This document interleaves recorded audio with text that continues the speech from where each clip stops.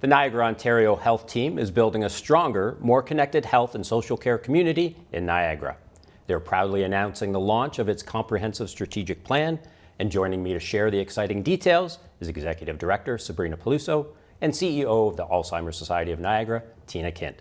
Sabrina, for our viewers who may not be so familiar with the Niagara Ontario Health Team, can you tell me what it's all about? Yes, happy to do so, and thanks for having us, Mark. You're very welcome. An OHT, an Ontario Health Team, it's a model for health system planning, and it was introduced by the Ford government back in 2019.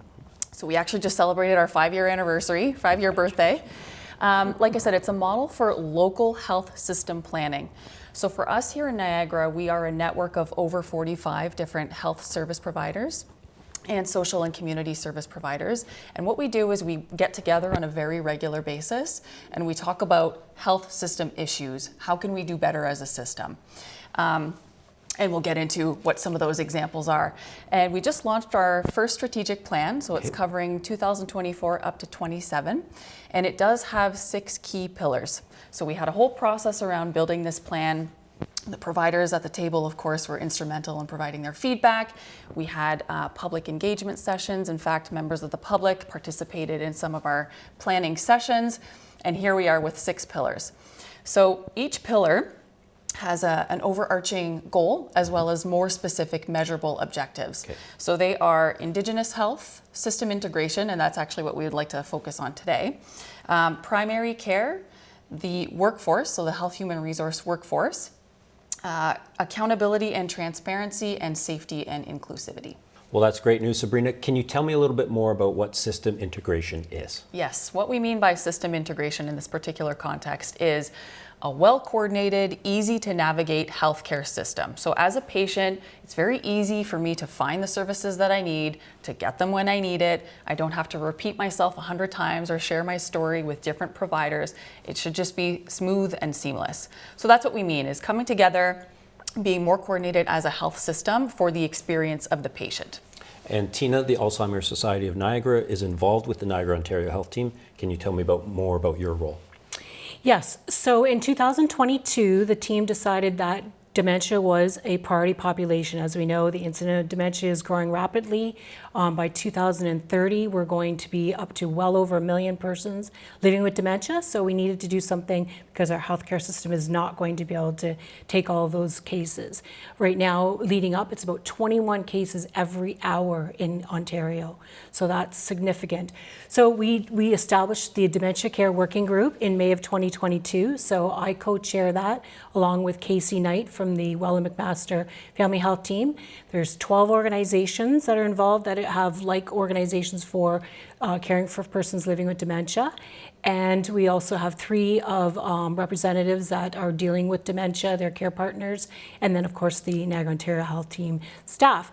So we looked at that back in 22 and started really thinking, what is it that we want to look at first? What is the priority here in Niagara? And so we looked at getting a diagnosis. Okay. What are the issues and challenges with getting that diagnosis? And the geriatric assessment program out of the Niagara Falls Hospital, they were looking at a 400-day wait list to get an assessment, to get a diagnosis. So we really looked at that further and decided that there's something simpler that we can do. So we do have 6 memory clinics here in Niagara, and most of them were only offering to their own roster. And unfortunately, at the time, the community memory clinic was closed. So we reopened that. Dr. Emily Wilson opened that in the South Niagara piece. And then 2 family health teams offered then to open it up outside their own rosters. So now I'm very pleased to announce that at that 400-day wait list, 2 years later, we're at about 142 days, which is less than 5 months.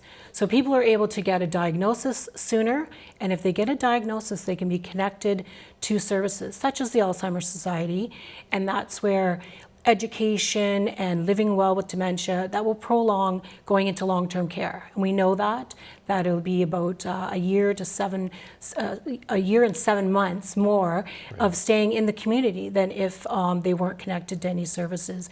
And right now there's probably about 80% of people living in long-term care that are living with dementia, and about 9% of them shouldn't really be there. They can be served in the community. So those are some of the things that we did look at. And Sabrina, how do you feel about the progress that this has actually happened? I am so proud of this working group. They have achieved so much in such a short period of time. And we're at the point now where we can start demonstrating that impact. Like Teena said, clear 400-day wait list down to 142. And some of those folks who are on that wait list are being seen in under 2 months in the memory clinics. So it's more appropriate service in a more appropriate time frame.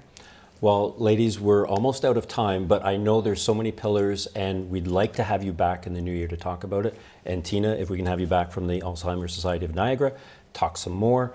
And you girls are doing great work. Keep it up. Anything else that you want to just mention before we go? If you're interested in learning more about the Ontario Health Team, please visit our website, noht-eson.ca. We've got a ton of information there, and we're constantly putting updated project information and impact stories. Excellent. There's one thing I really do also want to mention. Actually, there's a few, but It's Christmas. Go ahead. yes, that's wonderful. So through all this, we've been able to have a mobile cognitive assessor as well that will go through the region into people's homes and assess through various tools, diagnostic tools. And then we have one of the memory clinic physicians.